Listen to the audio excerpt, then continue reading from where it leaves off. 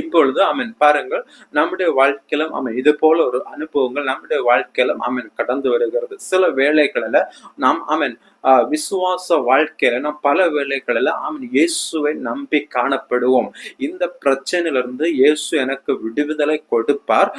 இயேசு எனக்கு அற்புதம் செய்வார் என்று சொல்லி உலக மனிதர்களை நம்பாமல் நம் தேவனை மட்டும் நம்பி இருக்கும்போது பல வேளைகளில உலக மனிதர்கள் நம்மை பார்த்து நகைப்பார்கள். நம்மை பார்த்து பரிகசிப்பார்கள்.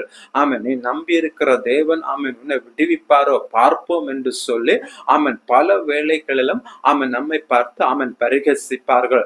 இயேசுவை பார்த்தே பரிகசித்தார்கள். ஜனங்கள் தேவனுடைய குமாரனானால் இவன் தன்னைத்தான் விடுவித்துக் கொள்ளட்டும், தன்னைத்தான் ரட்சித்துக் கொள்ளட்டும் என்று சொல்லி இயேசுவே அந்த சிலுவையில அறையப்பட்ட நேரத்தில் இயேசுவே